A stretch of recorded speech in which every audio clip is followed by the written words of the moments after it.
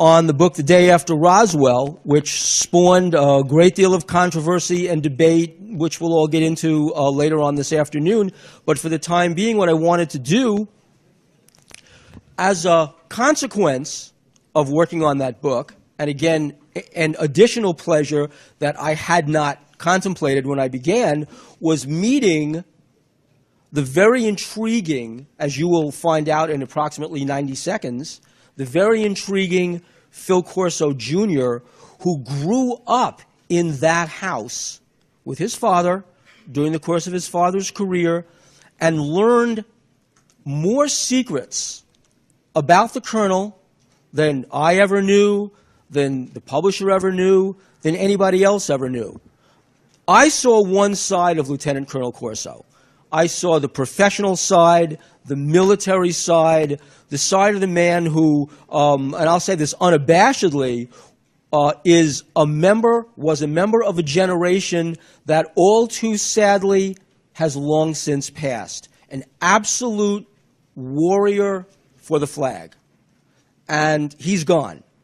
And his generation that fought and won the most terrible war this planet has ever seen is going as well. But he left a great legacy.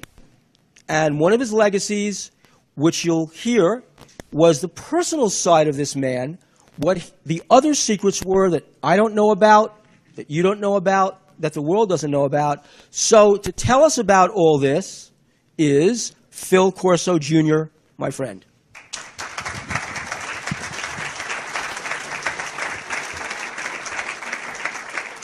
Thank you. My wife said if I dress like a preacher, you'll listen to me better. So here goes. In the beginning, God created man in his image. Man stood there in all his splendor and instantly returned the favor, creating the opposite, God in man's image. I often talk to my father about this paradox, and I finally asked him right before he passed away in '97, "What is the image of God, Dad?" And the answer still today, I dwell on it, and I think you may too. My father said, the image of God is the intellect. The reason I mention this to you is because today's speech, or talk, is going to be about my father, prior to finding out about the day after Roswell, why it was written, and what my father wants me to convey to you. I'm not going to try to convince you today of the truth or the validity of the book, because it's been out long enough that you've already made up your minds.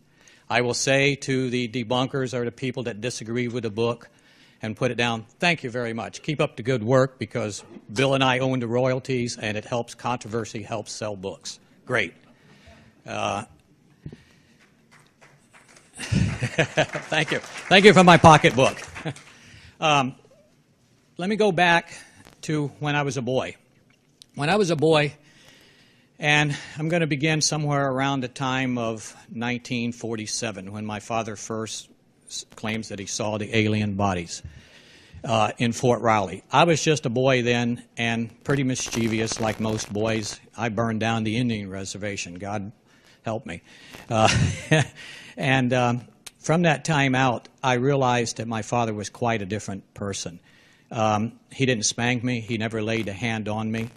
My father was always a type of person that was able to talk to me, and he loved me very much, and I returned the favor to him. Around the time of 1957, my father became the commander and chief of the 552 Missile Battalion in White Sands, New Mexico. I was 13 years old at the time. I decided that I was going to run away in the desert for whatever reason. I can't remember now, but it must have been important at the time. I was gone 2 days, and my parents didn't even know I was gone, so they claimed. I had an experience there that produced some photographs. I had a little Brownie camera. And I don't want to go into my experience because it's not important. I'm here to speak about my father.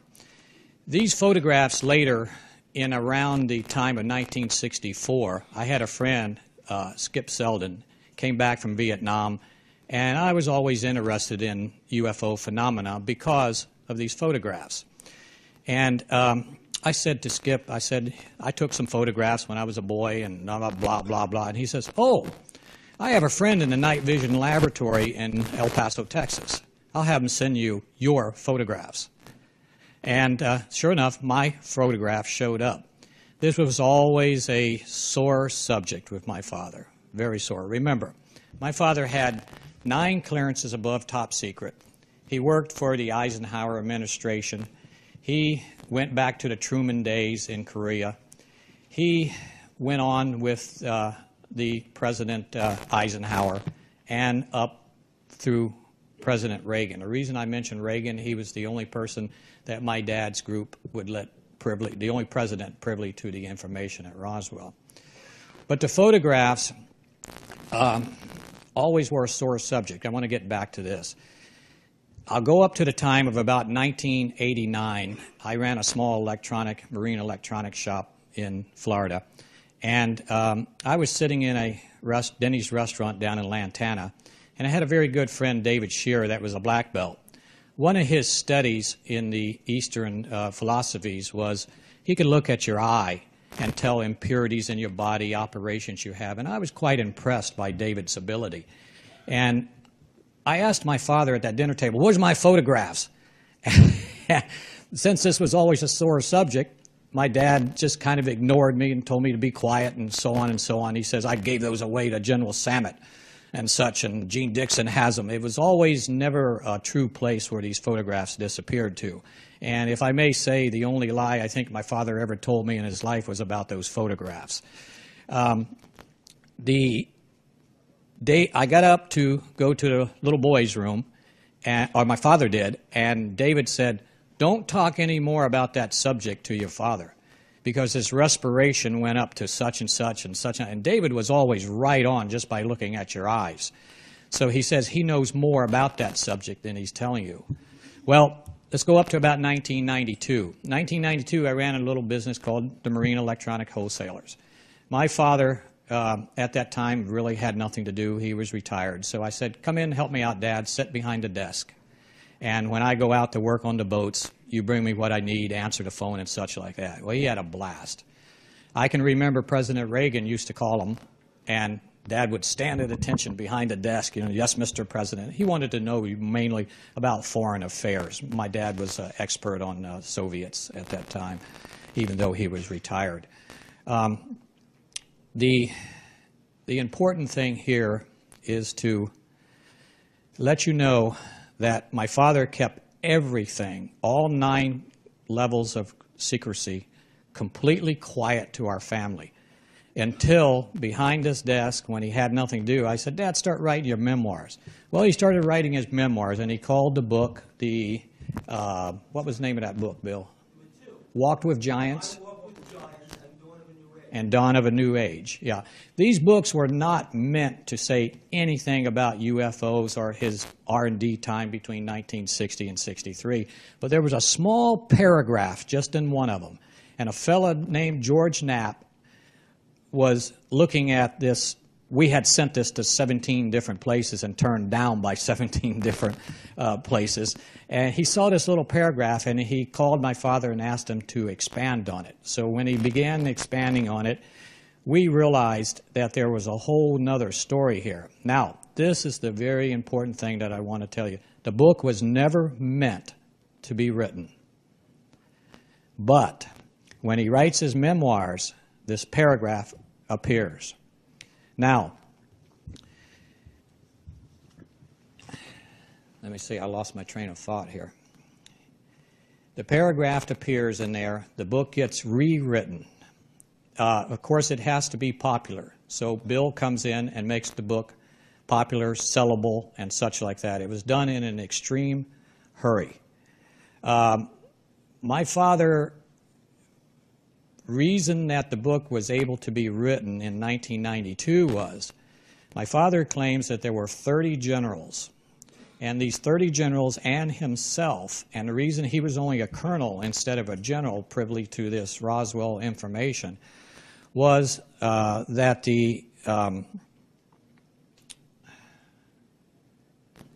I lost my train of thought. Help me.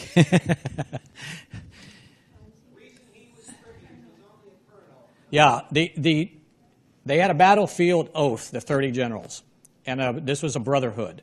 And coming from this brotherhood, they decided that no one was going to know this information except for President Reagan and, of course, Eisenhower, because Dad had Colonel North's job or originated a job during that time.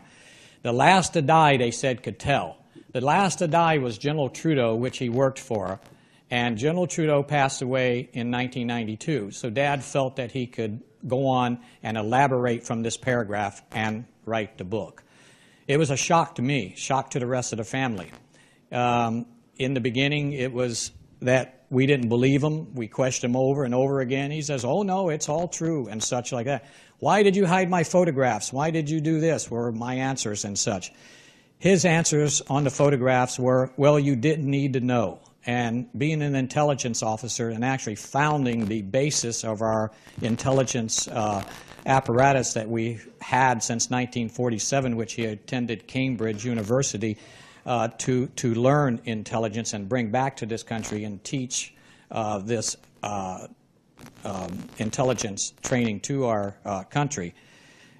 He is a person that would never say a thing unless he felt that you need to know.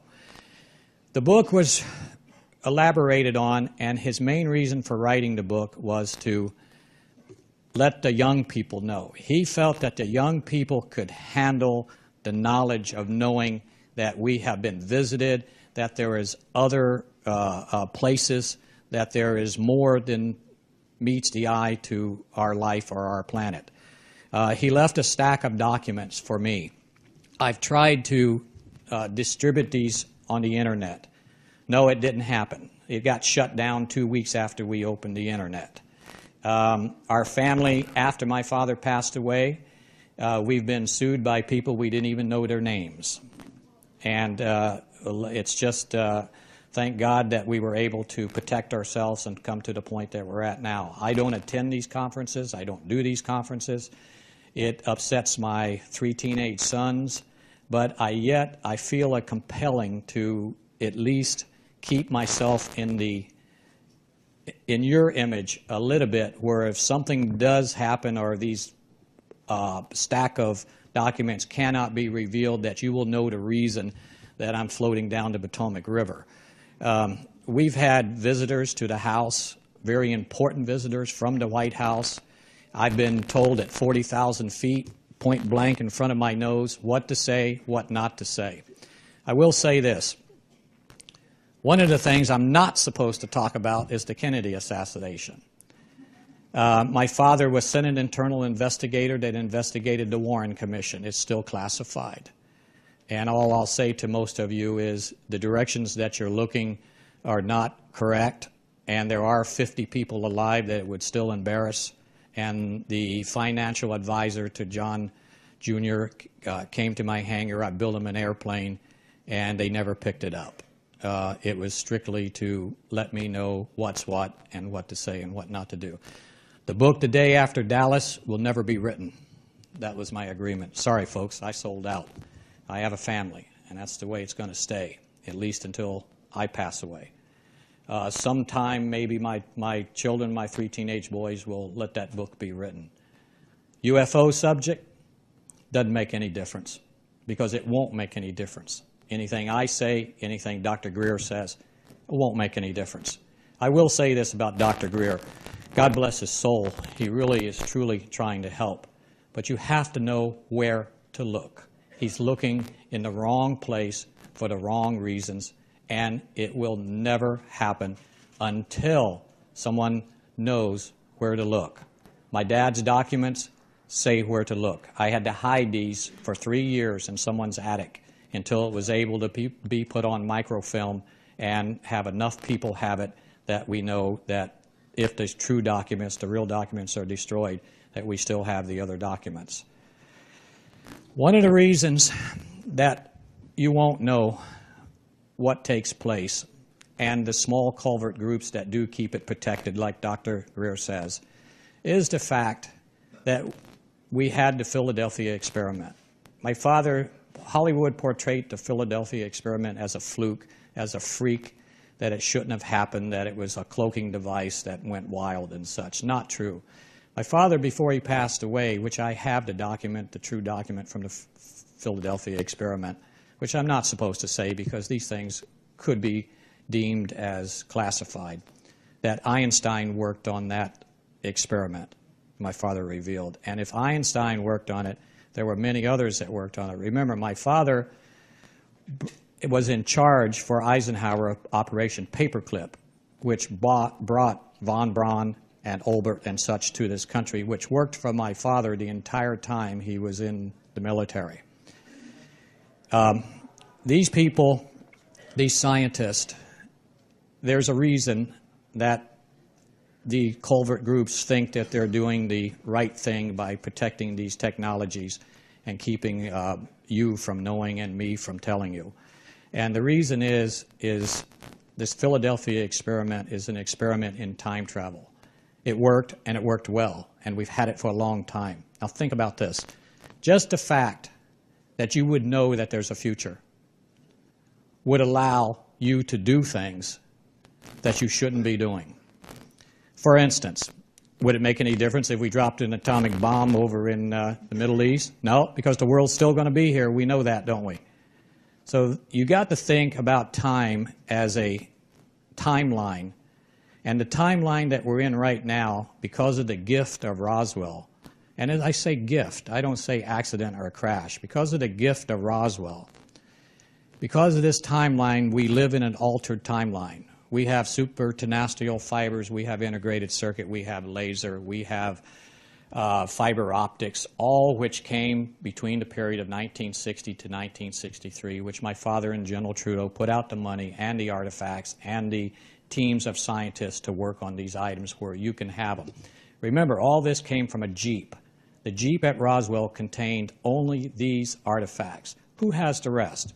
Well, and my dad has left films saying the Air Force has the rest. It went to Wright Pat, which was a different name in those days and such like that. If the Air Force would, my father was a critic of not the Air Force, because he said he would not ever criticize a sister branch of the service. But he would criticize some of the people in there, including the Secretary of the Air Force, for they are the ones that are keeping these technologies from you. And the reason they're keeping it from you is under the screen of national security or whatever reason, you know. It's been 50 years later.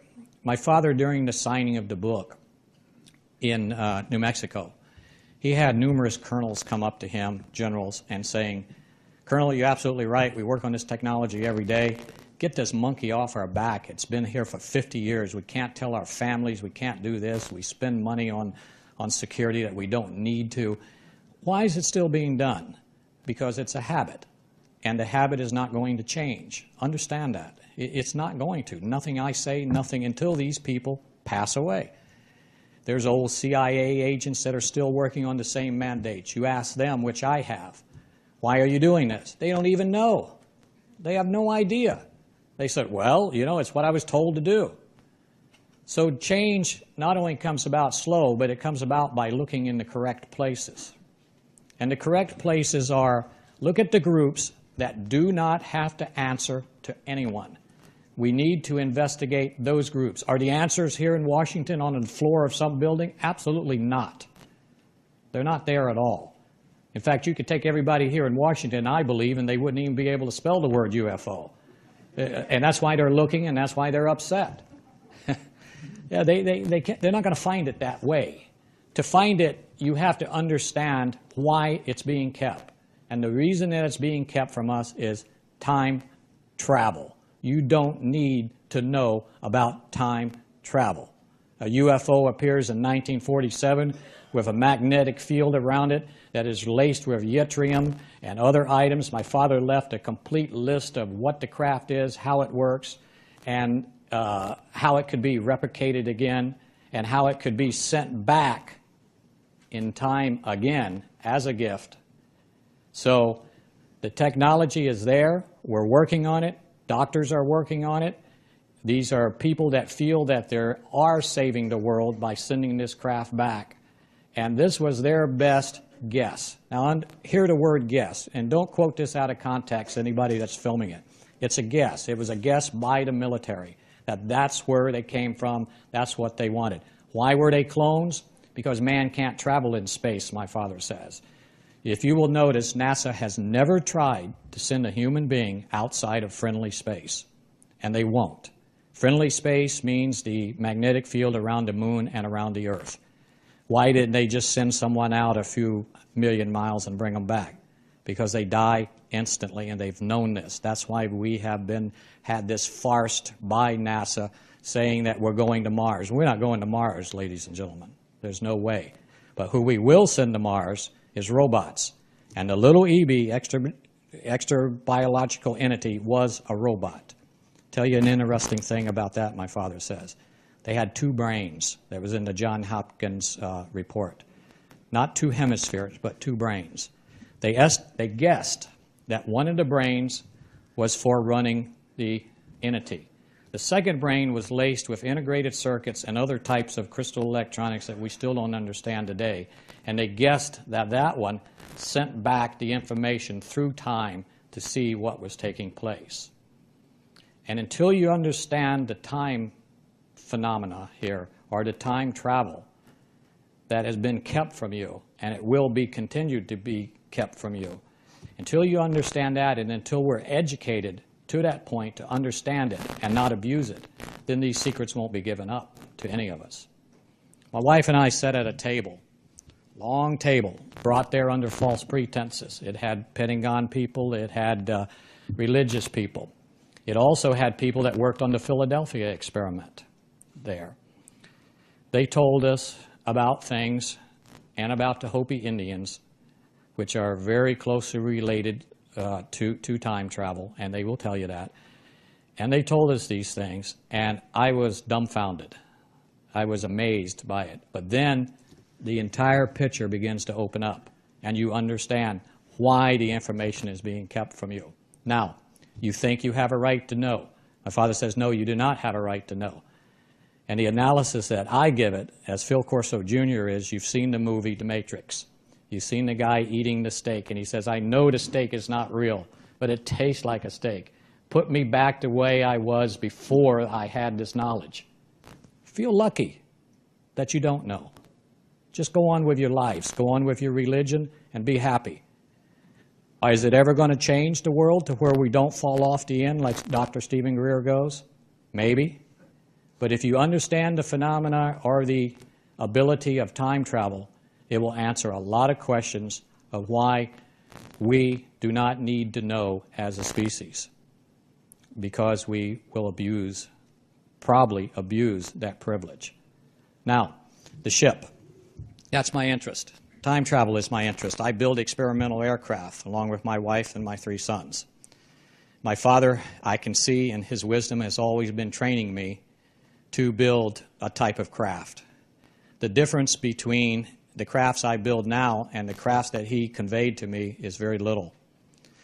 One was living biology, the other one is inert biology made from oil, which is composites or fiberglass. A very good friend of mine is Bert Rutan, which is the godfather of all this. Bert is very involved in some very secret work. He has 2 facilities. One of the facilities is his above-ground facility, which is called Scale Composites, and he's involved in other which you guys call Area 51, which my father says does not exist. But there is facilities at Groom Lake, and there are crafts. And I will quote, like I believe it was Neil Armstrong says, how dare you send us to the moon on bicycles when the military is there in Ferraris. And remember, a UFO is time travel. A UFO has a field around it. It glows from the element yttrium, which is laced through the living biology of the craft. And it moves simultaneously in many dimensions at the same time. Dimension is something that we as a species find hard to understand because we only use 14% of our brains. All time takes place at this moment, right now. That UFO is stuck in between different dimensions. An atomic explosion, for instance, my dad says we should have known. Teller was a very good friend of his. And Teller says we should have known the first time we saw a mushroom cloud and it went up like this, that it was also putting an energy plume down through the center of the Earth and out the other side into a different dimension. Why were the UFOs interested in that? Because the explosion takes place simultaneously in this dimension and another dimension. Very disturbing. Until we know what's in my father's notes, and until I can release these things to you, and until we are educated to understand these different properties of time travel, not much is going to change. What time we got? Yeah. Bill, would you like to say anything else? I think I've pretty well, yeah, or we could do questions. It's just I have no agenda here. Any questions? Yes, ma'am.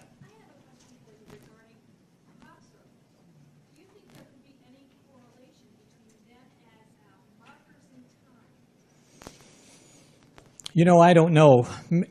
My father died before crop circles.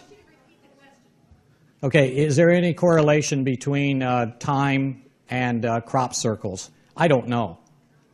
You know, I have my own personal beliefs, but, you know, I don't think it's that important. But crop circles are certainly mysterious. They're certainly beautiful. There must be a reason for them. If people are making them, you know, then they're keeping all of us intrigued. I don't know. You're welcome. Yes, sir. I take issue with one of your statements that it would be better to forget and not to know the truth.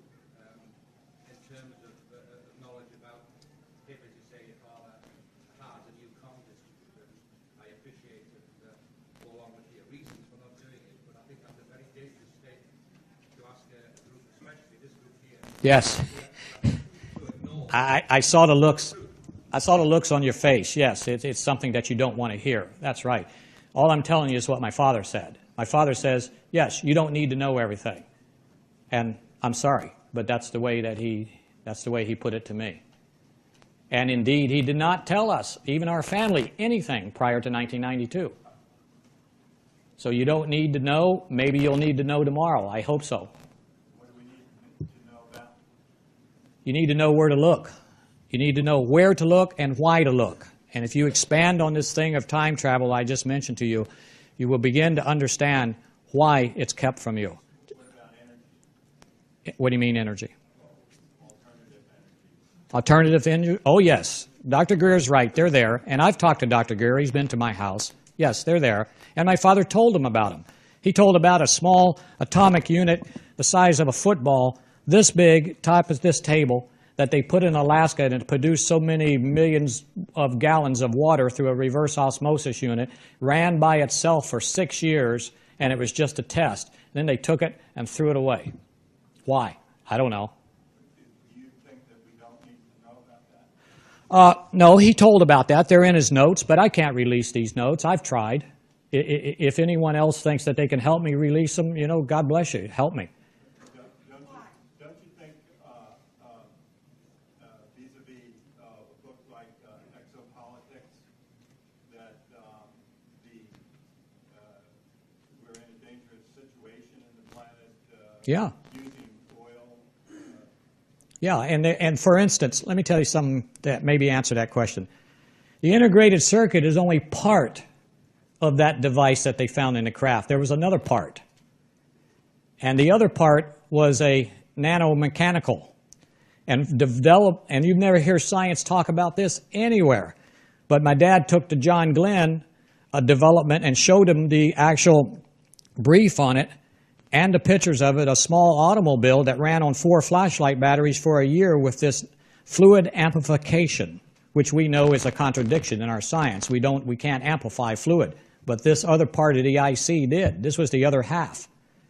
So this type of technology is what the Air Force is holding right now. What about matter, antimatter batteries?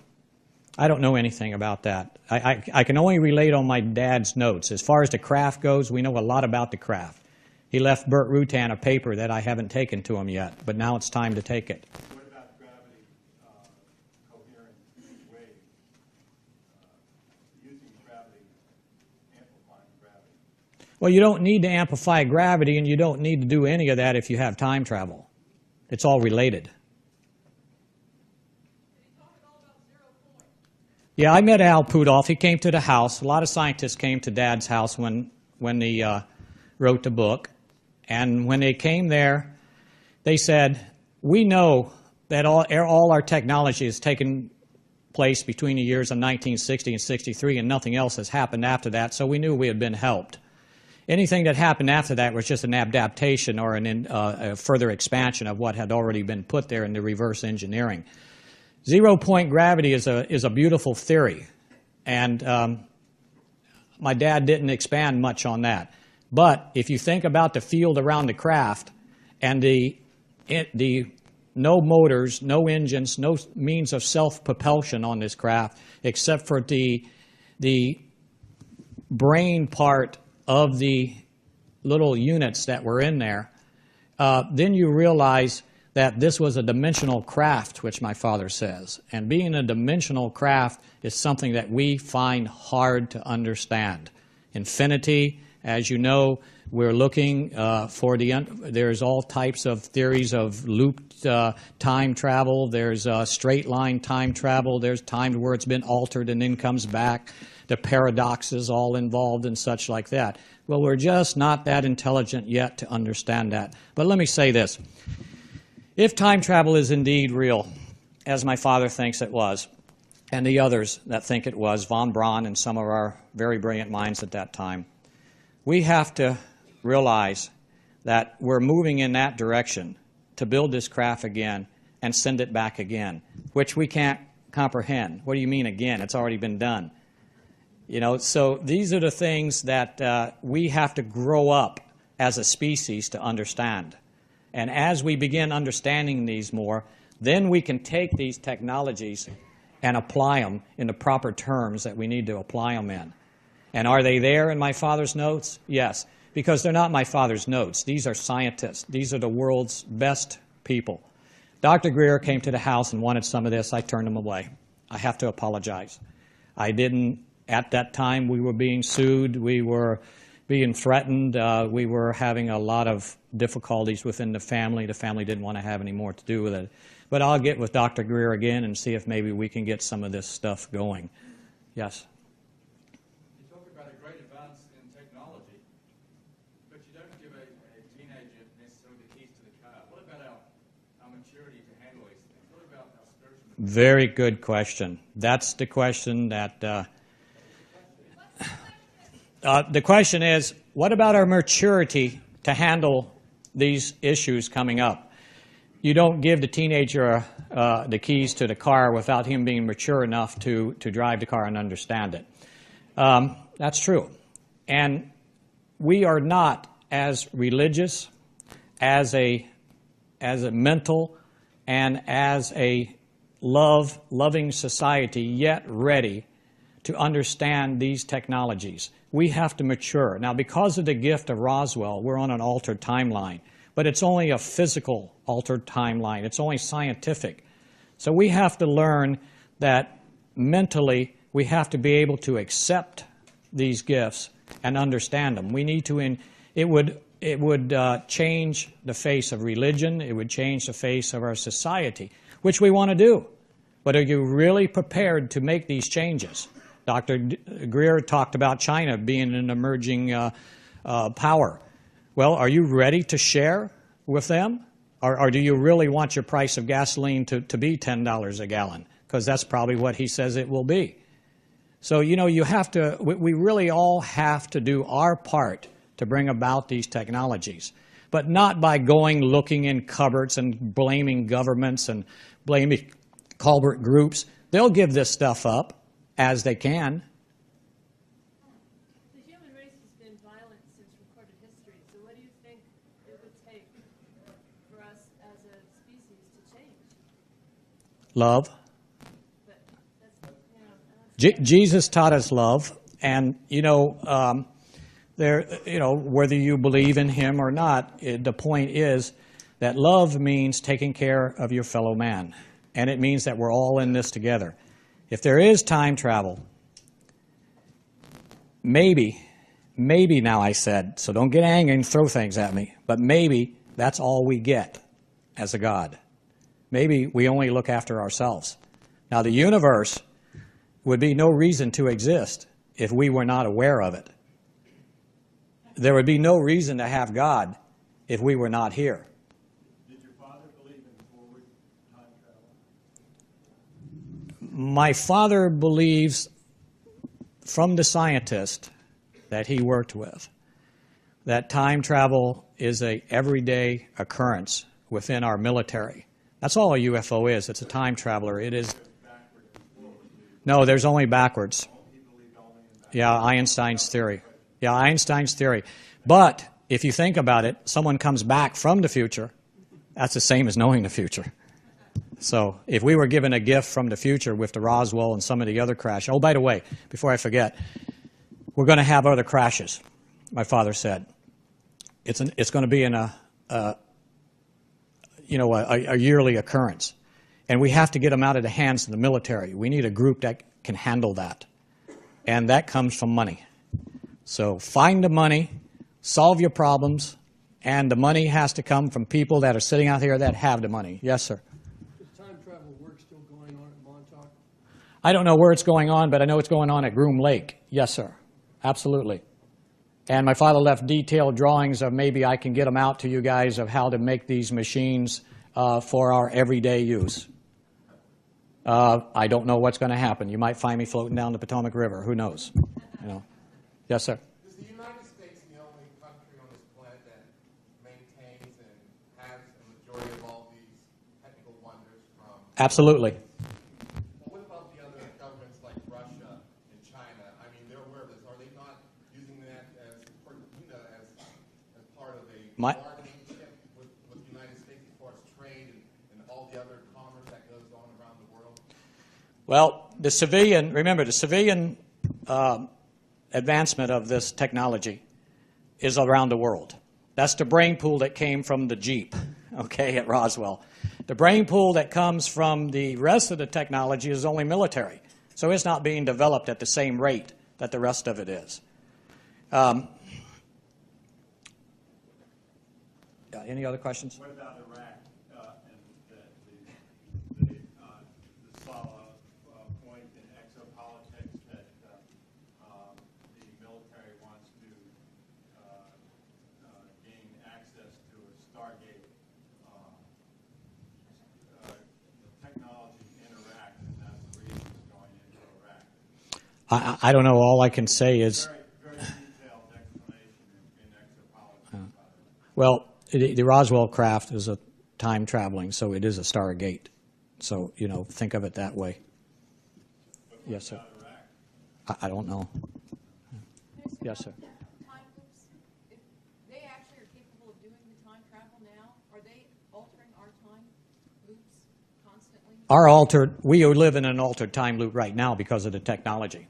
But are they redirecting us as they can change the future if they go out into the future? That is the Who's they? What do you mean? military, they have that capability? Yeah, the military has the capability, and I don't think my father thought that they don't understand it too much either, and that's why it's kept quiet until they learn more about it. Remember, the craft moves through all time and space simultaneously, very hard to comprehend. But if you see a craft moving in the 50s, you could also see it moving in the year 2032. That's why it looks opaque. That's why it has auras around it and such like that, because it's dimensional travel. Now, Einstein states in relativity theory, you move from point A to point B, you travel toward the speed of light, and time begins to slow down and such. So you see, there is no classical travel of Flash Gordon going to a nearby planet. There's only dimensional time travel. When you begin going to the other planet, you're dimensionally time traveling. Yes, sir. Well, I'm wondering if your father ever said anything to you about, I guess, a man he considered his mortal enemy, Philip Corso. Because as you know, he did talk to me about it. I don't know who that is. He's a career debunker. Oh. These UFOs don't exist. I'm sorry, I asked if his father had ever said to Phil Jr. about Philip Corso. Most of you people know about, he's the big debunker. He's been fighting against UFOs existing for 40 years. Just curious to know if he had said anything to you about it. No, but remember again, time travel is the reason that there's debunking. Not because of UFO, not because of technologies, not because of that. It's because they don't understand it too much more than I do, which is a peanut shell. It's new.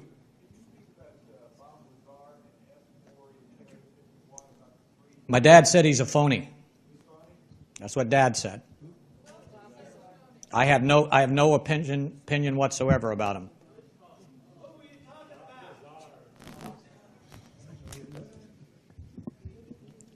Yes, sir.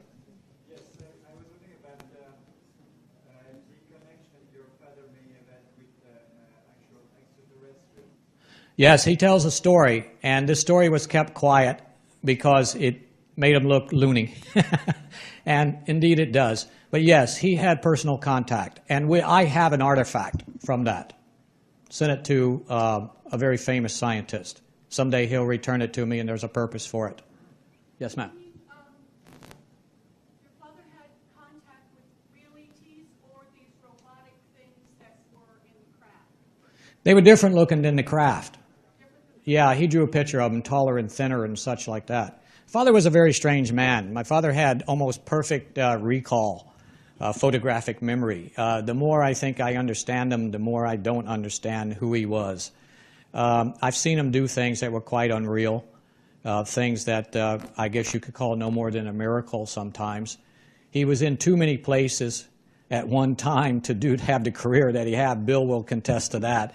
It's almost unbelievable that a man could sit at Panmunjom and be in charge of Rome after the war and work with all the administrations and be in on the missile crisis with Kennedy, releasing that information when Kennedy didn't want to. That's another story, but I don't want to go into there was a lot of politics besides UFOs. UFO was a small part of my dad's career, a very small part. Bill and I will try to put out more of that. It seems like every time we try, it just kind of fizzles and dies on the vine.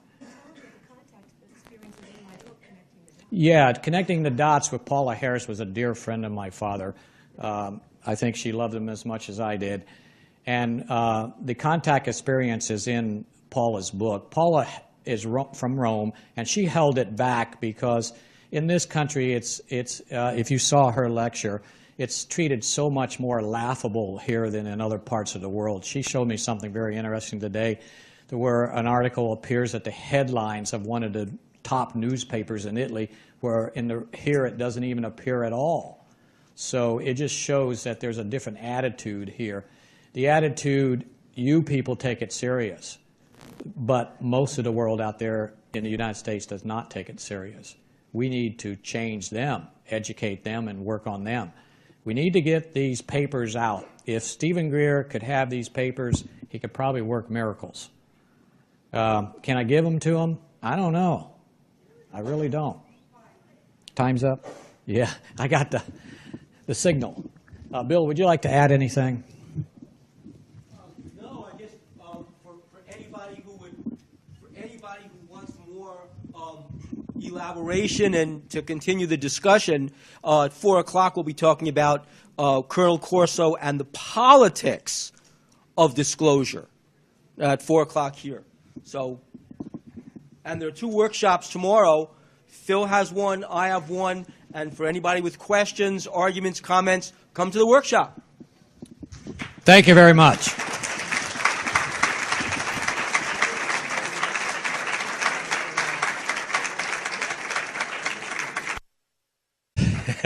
Thank you. Thank you for my pocketbook. Let me go back to when I was a boy. When I was a boy, and I'm going to begin somewhere around the time of 1947, when my father first claims that he saw the alien bodies in Fort Riley. I was just a boy then and pretty mischievous like most boys. I burned down the Indian reservation. God help me. And from that time out, I realized that my father was quite a different person. He didn't spank me. He never laid a hand on me.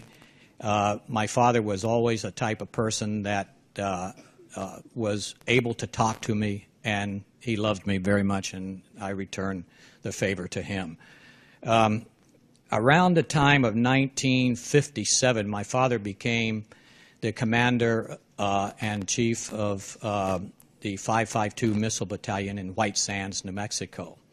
I was 13 years old at the time. I decided that I was going to run away in the desert for whatever reason. I can't remember now, but it must have been important at the time. I was gone 2 days, and my parents didn't even know I was gone. More secrets about the colonel than I ever knew, than the publisher ever knew, than anybody else ever knew. I saw one side of Lieutenant Colonel Corso. I saw the professional side, the military side, the side of the man who, and I'll say this unabashedly, was a member of a generation that all too sadly has long since passed. An absolute warrior for the flag. And he's gone. And his generation that fought and won the most terrible war this planet has ever seen is going as well. But he left a great legacy. And one of his legacies, which you'll hear, was the personal side of this man, what the other secrets were that I don't know about, that you don't know about, that the world doesn't know about. So to tell us about all this is Phil Corso, Jr., my friend.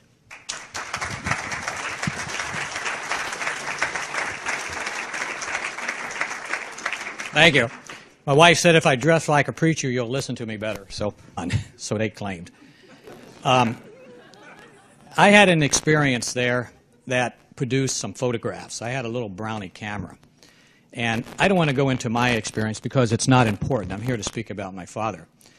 These photographs later, in around the time of 1964, I had a friend, Skip Selden, came back from Vietnam, and I was always interested in UFO phenomena because of these photographs. And I said to Skip, I took some photographs when I was a boy and blah, blah, blah, blah. And he says, oh, I have a friend in the night vision laboratory in El Paso, Texas. I'll have him send you your photographs. And sure enough, my photograph showed up. This was always a sore subject with my father, very sore. Remember, my father had 9 clearances above top secret. He worked for the Eisenhower administration. He went back to the Truman days in Korea. He went on with the President Eisenhower and up through President Reagan. The reason I mention Reagan, he was the only person that my dad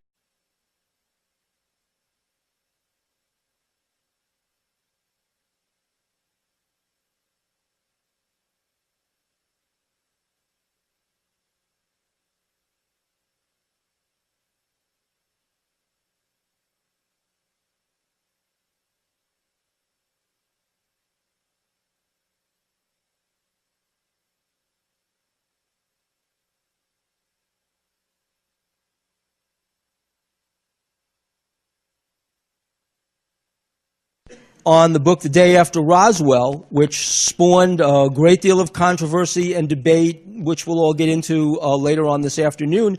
But for the time being, what I wanted to do, as a consequence of working on that book, and again, an additional pleasure that I had not contemplated when I began, was meeting the very intriguing, as you will find out in approximately 90 seconds, the very intriguing Phil Corso, Jr., who grew up in that house with his father during the course of his father's career and learned. Here goes. In the beginning, God created man in his image. Man stood there in all his splendor and instantly returned to favor, creating the opposite, God in man's image. I often talk to my father about this paradox, and I finally asked him right before he passed away in '97, what is the image of God, Dad? And the answer still today, I dwell on it, and I think you may too. My father said, the image of God is the intellect. The reason I mention this to you is because today's speech or talk is going to be about my father. Prior to finding out about The Day After Roswell, why it was written, and what my father wants me to convey to you. I'm not going to try to convince you today of the truth or the validity of the book. because it's been out long enough that you've already made up your minds. I will say to the debunkers or the people that disagree with the book and put it down, thank you very much. Keep up the good work, because Bill and I own the royalties, and it helps controversy, helps sell books. Great.